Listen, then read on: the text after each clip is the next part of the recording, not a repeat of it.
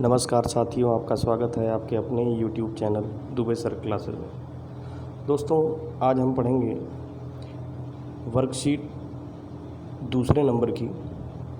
ये दिनांक 15/9/2020 की वर्कशीट है, मैथमेटिक्स सब्जेक्ट की क्लास 7th की। इसमें जो टॉपिक है वो है आंकड़ों का संग्रह।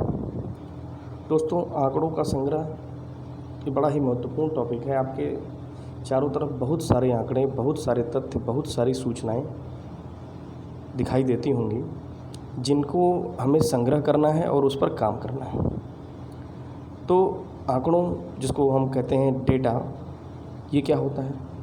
Data is a collection of information और फैक्ट्स, यानी बहुत सारी सूचनाओं का एक संग्रह या बहुत सारे तथ्यों का एक संग्रह। ये क्या कहलाता है? आंकड़े कहलाते हैं।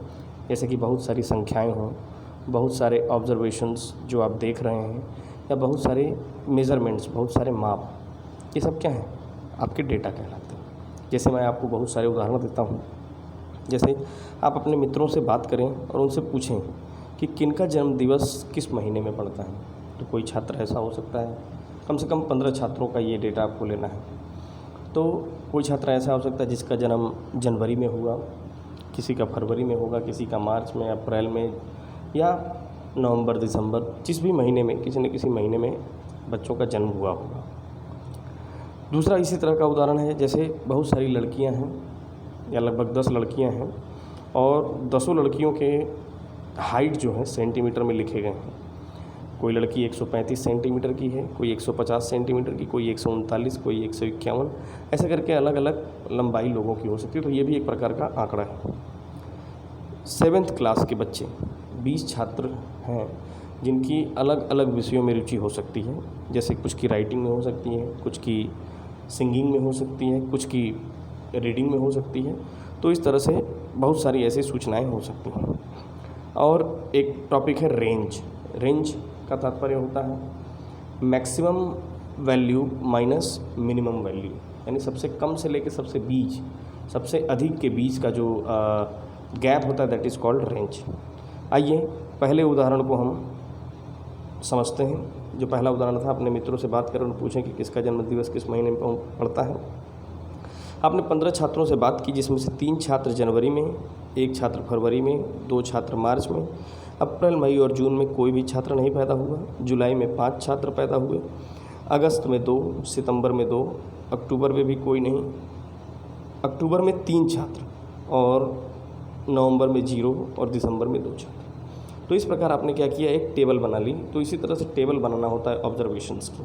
उसी प्रकार आप दूसरा वाला देख पा रहे होंगे, जिसमें क्या है, जिसमें है कि आपको 10 लड़कियों की हाइट दे दी है।